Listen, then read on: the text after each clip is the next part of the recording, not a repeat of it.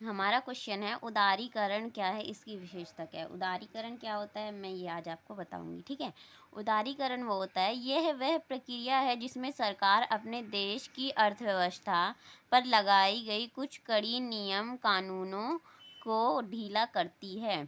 मतलब इसका मतलब क्या है कि जो सरकार है अपने जो भी नियम कानून जो भी बनाती है उसको थोड़ा ढीला कर देती है, जिससे कि जो है व्यापार चल सके, उद्योग चल सके, ठीक है। इसके लिए तो उसे ही उदारीकरण कहते हैं। जो भी नियम कानून है उसे ढीला कर देती है सरकार, उसे उदारीकरण कहते हैं, ठीक है।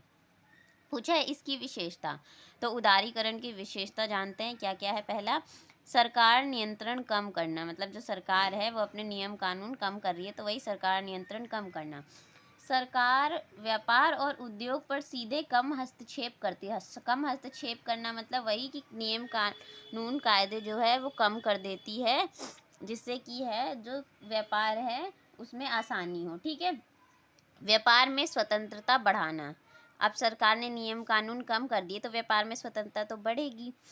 और फिर इसमें क्या है, कंपनियां आसानी से नए उत्पाद बना सकती है और बेच सकती है। व्यापार में स्वतंत्रता मिलेगी तो कंपनियां आसानी से नए उत्पाद बना सकती है और बेच सकती है। तीसरा है विदेशी निवेश को बढ़ावा, इससे बढ़ावा देना, इससे क्या होगा, विदेशी निवेश मतलब विदेश से जो हमारा व्यापार चलता है वो उसकी बात की गई है। अन्य देशों की कंपनियां अपने पैसे और कारोबार देश में लगा सकती हैं अगर उदारीकरण कर दिया जाए तो। जो अन्य देशों की कंपनियां हैं वो अपने पैसे और कारोबार को अपने हमारे देश में लगा सकती है। फिर अगला पॉइंट है हमारा चौथा, उद्योग और सेवाओं में विकास, मतलब इससे क्या होगा, जो भी उद्योग हम जो भी माल बनाते हैं जो भी सेवा देते हैं वो उसमें विकास होगा, ठीक है। नई कंपनियां और सेवाएं देश में ज़्यादा बढ़ती हैं। अब उदारीकरण होगा तो अब नई कंपनियां बनेंगी ना, जब उन्हें फ़ायदा मिलने लगेगा तो, ठीक है। फिर अगला क्वेश्चन है हमारा, नियोजन प्रबंध का प्राथमिक कार्य है कैसे। मैंने आपको प्रबंध बताया था कि प्रबंध के कार्य, उसमें सबसे पहले नियोजन था, है ना, नियोजन संगठन मैंने बताए थे ना।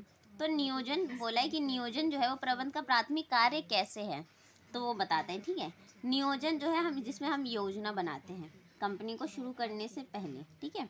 नियोजन प्रबंध का प्राथमिक कार्य भविष्य के लिए पहले से सोचना, लक्ष्य पाने के लिए सही योजना बनाना, है ना, कोई भी एक गोल पाने के लिए सही योजना बनाना कि क्या करना है, कब करना है, कैसे करना है, किसके द्वारा करना है, किससे कराना है, तो इन सब की पहले से ही तैयारी करना नियोजन कहलाता है। इसीलिए जो है नियोजन प्रबंध का प्राथमिक कार्य है, ठीक है।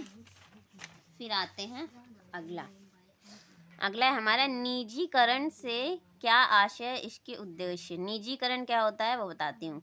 निजीकरण, सरकार अपने कुछ काम या कंपनियां निजी लोगों को सौंप देती है ताकि वे बेहतर तरीके से चला सके।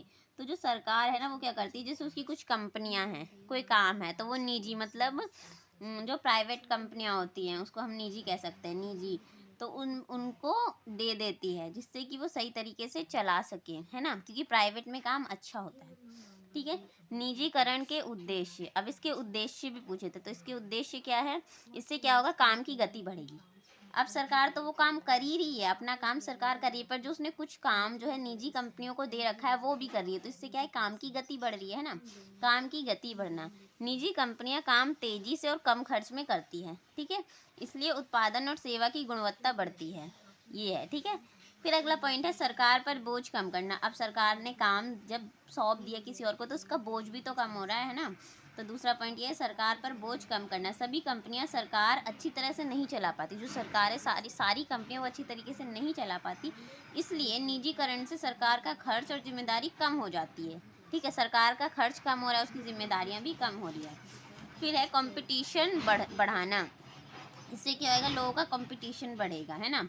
निजी कंपनियां एक दूसरे से बेहतर बनने की कोशिश करती हैं। जो भी प्राइवेट कंपनियां आपने देखी होगी वो मतलब एक दूसरे से बेहतर बनना चाहती है ना, उसके लिए वो और कोशिश करती रहती हैं, कोशिश करती रहती है कि मुझे उससे अच्छा, उस कंपनी से अच्छा बनना है। तो वही है कि निजी कंपनियां एक दूसरे से बेहतर बनने की कोशिश करती है जिससे जनता को अच्छी सेवा मिलती है ना, इससे तो जनता को फ़ायदा मिलता है।